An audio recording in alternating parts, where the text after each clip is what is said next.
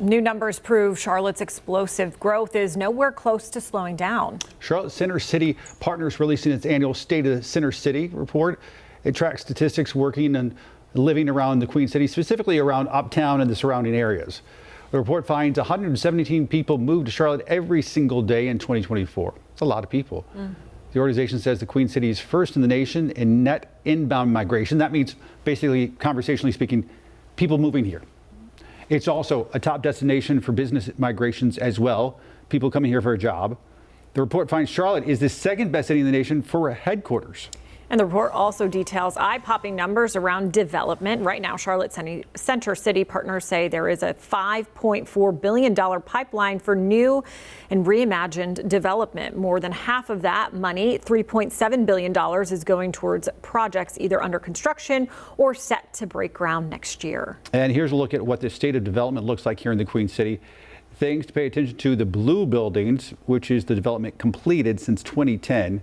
The orange buildings, which are projects that are announced and are planned, and the green ones that are currently under construction, and then the red ones you see in their projects to update older buildings across the city. The group also says nearly $2 billion is being spent on refurbishment projects. Think about buildings that were meant to be office buildings and they're wanting to convert them to, say, apartment buildings or something like that for residential. Right. It includes more than $800 million in upgrades also to Bank of America Stadium. Taxpayers will foot more than $650 million of that bill. But, you know, just think of this, folks. We often complain about the growth and the traffic, all that. But nice to have a city with these kind of problems. Exactly. In so many ways. And it needs to be more affordable, and it needs to be easier to commute across. And there's a lot of things we can fix, but all these things are also things that are indications of a really thriving city that's doing really well, and you'd rather be in this situation than...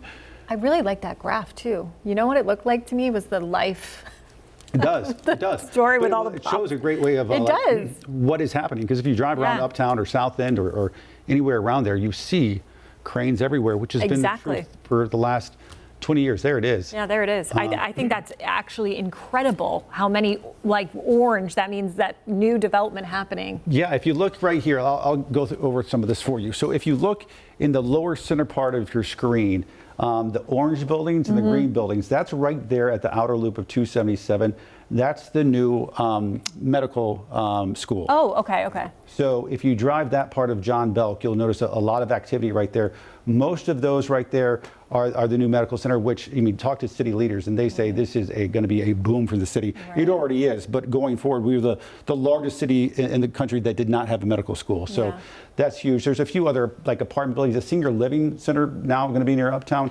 So that gives you some indication. Then up on the left right there, South Boulevard, of course, it's been the site of so many different buildings going up, mainly residential. You've got a lot of residential towers going up even as we speak. I was going to say South Boulevard is definitely the most, I feel like. Yeah, you got so much still to this day. People say, do we have enough apartments buildings? You think? Evidently not. I mean, they're not going to build them if they don't think they can fill them. So anyway.